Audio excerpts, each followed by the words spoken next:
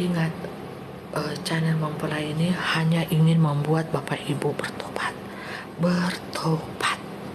Intinya harus bertobat. Karena apa? Hukum penalti itu akan segera berakhir. Tidak lama lagi. Nah, terus ada satu fakta yang menarik ya, mempelai ingin katakan.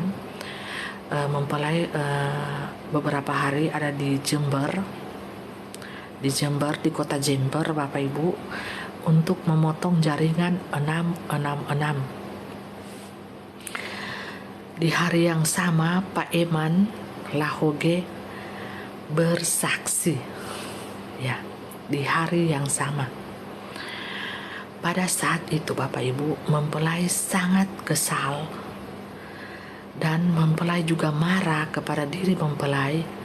Kenapa mempelai ini tidak bisa memotong jaringan 666 yang berada di kota Jember itu, yang berwarna seperti daging manusia, seperti kulit daging manusia ini, seperti ini, ada di tengah-tengah kota itu berdiri Bapak Ibu. Mempelai tidak bisa potong. Ya, dan mempelai berteriak dong di alam roh ini ya. Mempelai bercerita, mempelai berdoa, kasihanilah saya sudah capek, sudah lelah, kenapa jaringan ini tidak bisa terputus. Tuhan Yesus Kristus bantu saya, Tuhan Yesus Kristus bantu saya, Tuhan Bapak Yahweh bantu saya. Maka yang datang pada saat itu Bapak Ibu, Pak Eman Lahoge Bapak Yahweh, yang datang pada saat itu membawa seperti gergaji atau sensor gitu, tapi sensornya di alam roh, bukan di alam nyata. Bukan di alam nyata. Ya.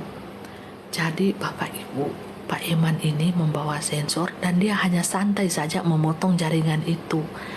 Jadi disitulah mempelai tertunduk dan mempelai menangis. Saya sudah capek Bapak Yahweh. Saya memotong ini dari pagi sampai malam tidak putus. Biasanya sekali saya potong pakai pedang, saya ini firman Tuhan, ada di tangan saya pedang kalau saya bertugas, sedangkan baju zirah saya ini warna keemasan, dan mata saya ini ada jaring-jaringnya, bisa melihat musuh dari jarak jauh dan dekat. Saya bisa potong dalam sekejap mata. Kenapa ini saya tidak mampu dan tidak mempan dengan pedang yang ada di tangan saya ini? Betapa tinggi ilmu yang ada di sini ini. Ya. Jadi yang memotong jaringan itu Bapak Yahweh sendiri, dengan entengnya dipotong pakai sensor alam roh Bapak Ibu ya. Mempelai tidak sanggup.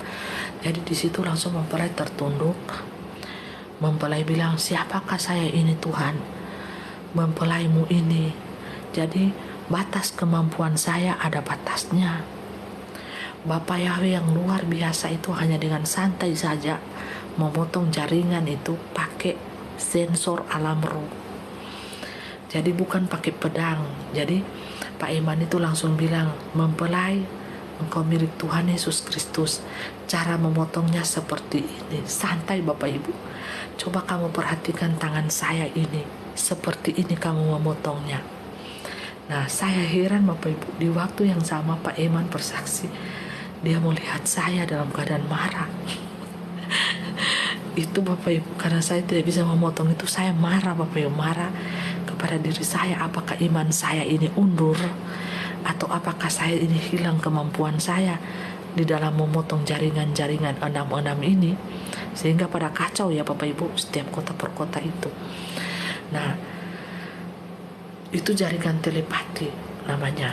Jadi Bapak Ibu, saya di situ marah dan saya langsung tersungkur, tertunduk, dan saya berlutut. Saya memiliki kemampuan yang terbatas. Rupanya saya memiliki kemampuan yang terbatas. Dan saya berseru mengangkat pedang saya pada waktu itu di kota itu. Saya mengangkat seperti ini pedang saya ke atas. Saya bilang, bertobatlah, bertobatlah, hai segenap suku dan bangsa.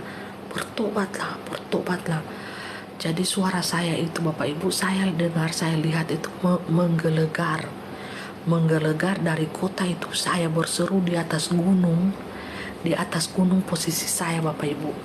Saya mengangkat pedang saya ini dan saya berkata, bertobatlah, bertobatlah hai segenap suku, kaum, bahasa dan bangsa. Bertobatlah, bertobatlah. Nah, seperti itu.